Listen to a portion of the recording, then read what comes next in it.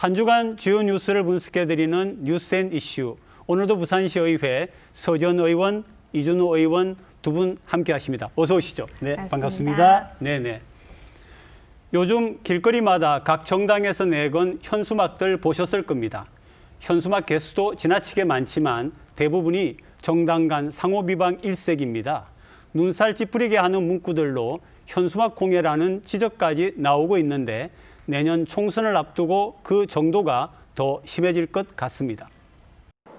내년 4월에 이루어지는 총선을 앞두고 현수막 공해에 대한 우려는 더 커졌습니다. 지난해 12월 개정 5개 광고물법이 시행되면서 정당 현수막 규제가 대폭 풀린 겁니다. 각 정당에서는 게시 장소나 수량, 규격 등의 제한 없이 보름간 현수막을 내걸 수 있습니다. 부산에서도 선거철이 아닌데도 상대당에 대한 비판 등 각 정당의 현수막이 시내 곳곳에 게시돼 있습니다. 정보성 현수막도 있지만 비방하는 내용도 많아 눈살을 찌푸리게 합니다.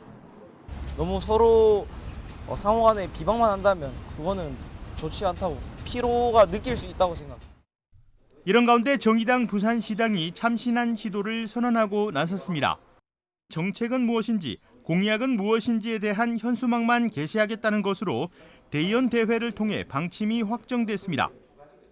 민주당이나 국민의힘도 그런 부분에 좀 같이 동참해주면 대단히 이번 총선, 22대 총선이 저는 그 정책 선거로 나아가는데 굉장히 큰 역할을 하게 될 거다. 그런 생각을 하고 있고.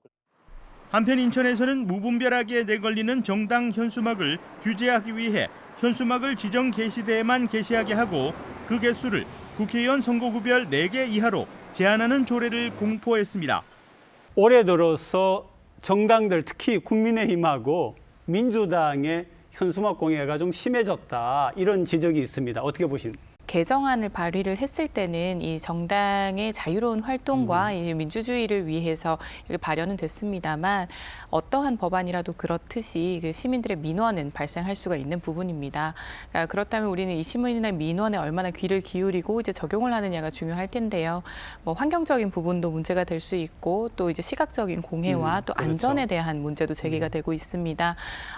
정책에 대한 홍보를 하기 위해서 그 순기능을 위해 만들었지만 이게 역행을 하여서 이제 정치를 외면하게끔은 하면 되지 않기 때문에 총선을 앞두고 좀 여야가 좀 협치할 필요성이 있는 부분이라고 생각합니다. 정치적 표현의 자유를 주는 것이 마땅하다라는 이런 취지에서 국회에서 5개 광고물법이 개정이 됐습니다. 그래서 현수막을 어느 곳에서나 제한 없이 달 수 있도록 법이 개정됐죠.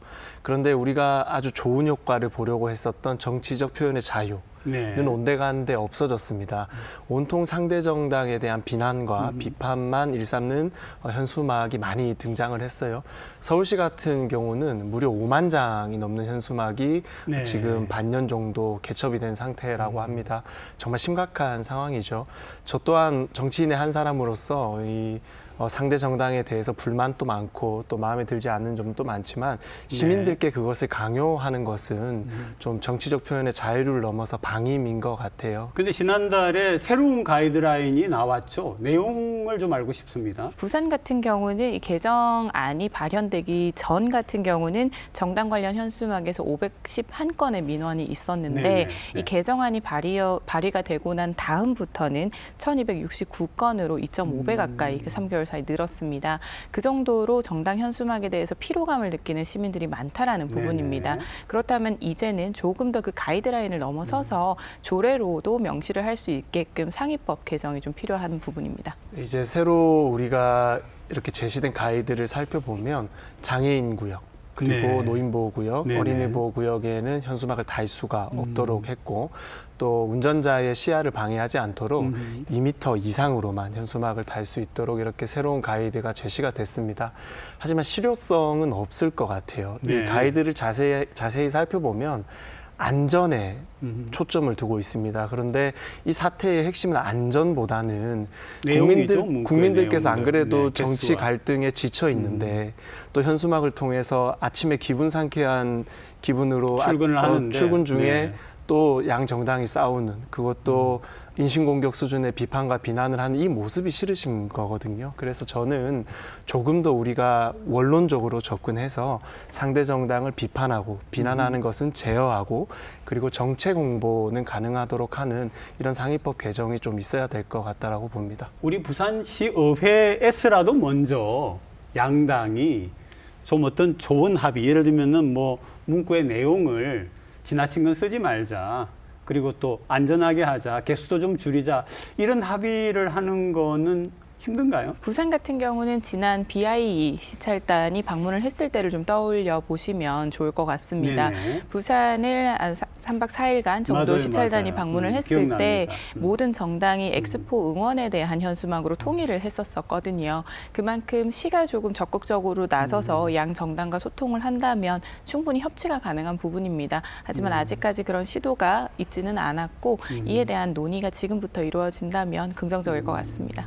네, 이제 서 의원님 말씀대로 어떠한 조례도 상위법을 위반할 수는 없는 겁니다. 그것 또한 심각한 법 위반이기 때문이죠.